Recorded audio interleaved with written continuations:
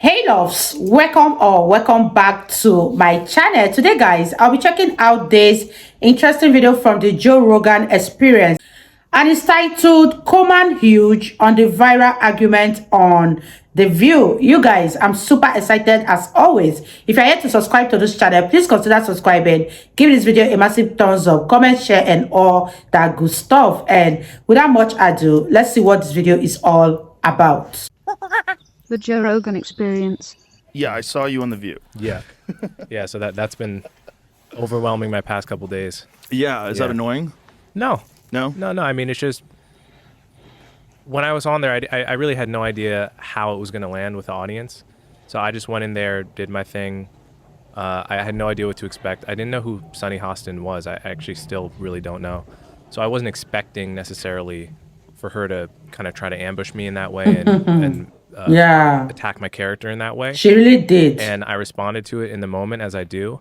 And I didn't expect it to go as viral as it did, but I think it arguably went more viral than anything I've ever done. It's hard for me to totally tell, but I've just got people messaging me almost nonstop for like 4 days afterwards. Wow. It is the show that people love to hate.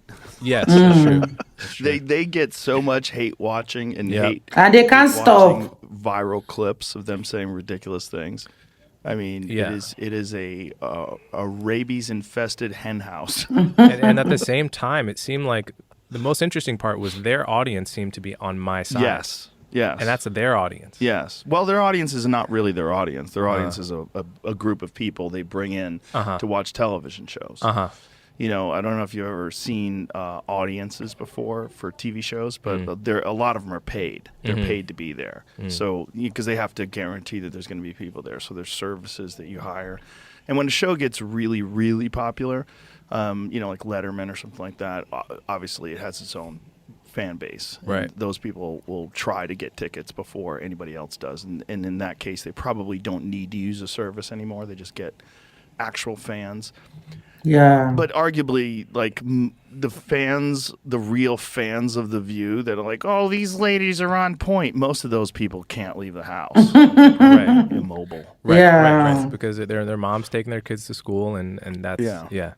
It's a very strange show, but it's fun to watch. It's just fun to watch them. It's good entertainment. Yeah. Undoubtedly. Well, they're just, you know, it's interesting because I think Sunny is very intelligent, but she's ideologically captured. Right. You know, I think the other ones, there's a couple of the other ones, don't have to name any names, are just very dull-minded. But I think Sunny's not one of them. I think she's smart but captured. Sure, I think she came into it with an agenda. Of course. You know. They do everything with an agenda. Yeah. You know. She came into it seems, really wanting to paint me as someone that has been co-opted by the right wing. Yeah. And I don't know how much research she had done into me. She claimed to have read my book twice, which is almost certainly not true. Yeah. Because she was totally missummarizing. When did the book come out? February. The odds are very low. Very low, right? Because very low. Think of how many guests they have on their show, how much many things time you have she to do, has. family obligations. What is it, about 250 pages? Something like that, yeah. I don't think so. Yeah. But I mean, I might be wrong. I mean, do you have an audiobook available? I do, yeah. I read it myself. Maybe she did it at double speed. Yeah. So I sounded like Ben Shapiro. Wow. Oh my God. Have you ever listened to Ben Shapiro on like 1.5 times? No, it's got to be ridiculous. Yeah, it's insane. Ben Shapiro should debate Destiny. Oh my God! I know they Get the did. two of them They together. did debate. Did they really? Yeah, absolutely. They About did. what? Wow. Who hosted them? Was it Lex? Was it? I could be getting that wrong, but I think Lex hosted a debate like 2 months ago. Well, he had a debate a couple of months ago, but it was a Palestine. No, that was Israel separate. debate. I Yeah. also saw that. Oh, That was like the did. 4 hours. Yeah, there you go. That guy debates everybody. Yeah. He's so ridiculous. He does his Yeah. Wikipedia search and then just starts going after things like Yeah. Wow, you guys, this is a very, very entertaining one. And oh my gosh, I wish this video wouldn't come to an end, because Joe Rogan is very, very relatable, and Coleman narrating his experience on The View is very, very funny because those women, they are totally unhinged. And The View is a show that people love and hate at the same time. They love to criticize them. They love to throw shade at the View hosts, but they just can't stop watching them because those women, as much as they are so unhinged, as much as they are delusional, they are also very, very funny. And like I said in my last video, The View is beginning to look like a comedy show, and I can't get enough of these women. Let me know what you guys think about this in the comment section down below, and let's continue watching, you guys. Starts going after things like he's an expert. Yeah.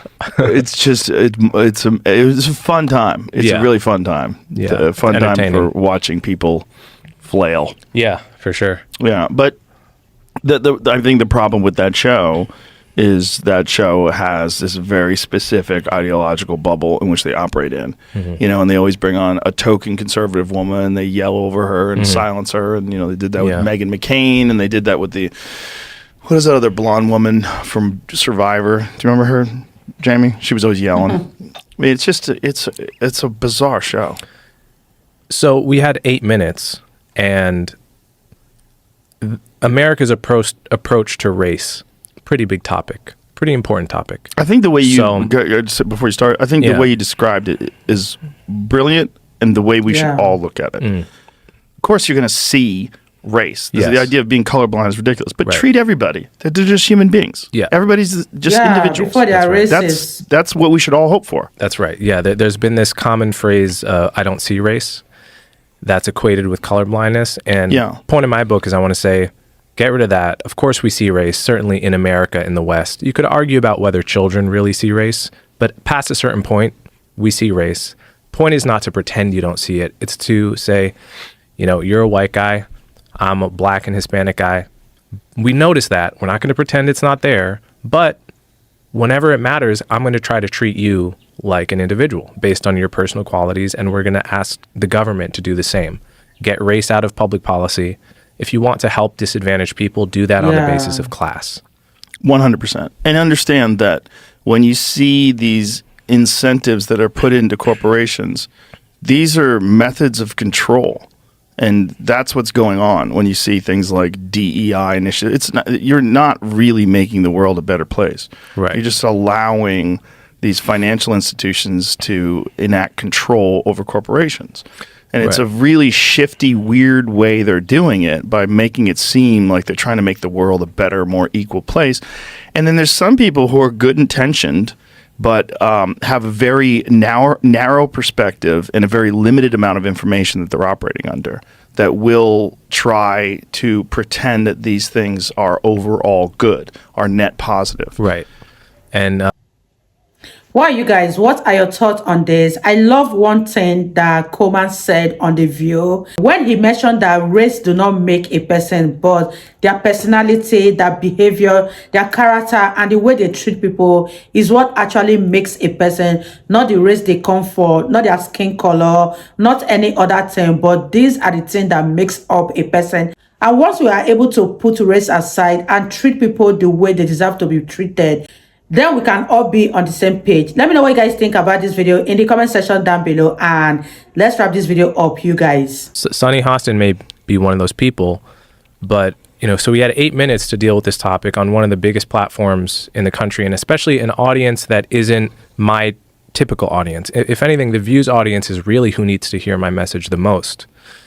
And Sonny decided to take up a few minutes of that precious 8 minutes and attack me as someone who's been co-opted by the right and someone who's a charlatan.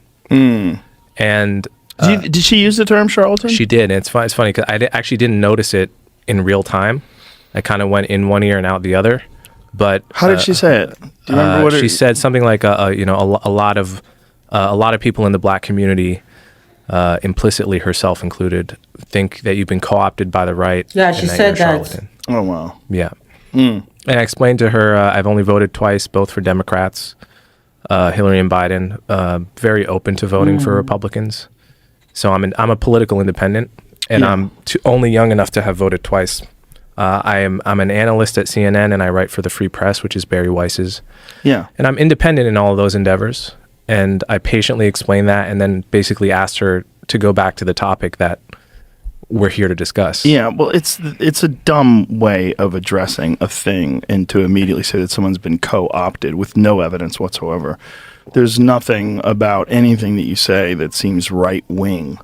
You know, you're just objectively looking at these subjects and giving a very intelligent and measured opinion of them. That's not, and just because some people who happen to vote Republican may agree with you, like that's a ridiculous statement that you're co-opted. I think you're probably one of the least co-opted people I've ever talked to. You're very open-minded, and you're very objective. I try to be. But you know, I would argue, even if I were co-opted, hypothetically, that doesn't make my argument here right now wrong. Right? Because people that are co-opted sometimes say true things. Yes. So even if I were, I would say it's still it's an ad hominem attack. It's to the person rather than to the argument. Yes. So let's get on to the issue. Yes. And I think people, part of the reason it went viral is because what people have told me is you very rarely see someone who gets a character attack on a big TV platform calmly expose it as evidence-free and then just move back to the topic. Yeah, well, that was beautiful that you did that. And that's how everybody should approach these things. And absolutely. the problem is that's not what people want to do. What they want to do is engage in an argument and try to win. And it's not really about having an open mind and listening to what this person has to say and trying to figure out whether or not it resonates with you. Instead, they're just trying to win in this weird sound-bitey way. Wow, you guys, that was such an interesting and beautiful one from the Joe Rogan Experience. And one thing that stood out for Coleman in that interview on The View was his calmness. The way he was able to handle the situation was totally out of this world. And it only takes someone that has their shit together to be able to handle themselves the way Coleman did on The View. It was very, very commendable. And oh my gosh, you guys, this was a very beautiful interview from the Joe Rogan Experience. And I enjoyed every minute of it. If you guys enjoyed watching, give this video a massive thumbs up, comment, share, and all that good stuff. And this is me officially signing out. I'll see you all in my next video. Bye, guys.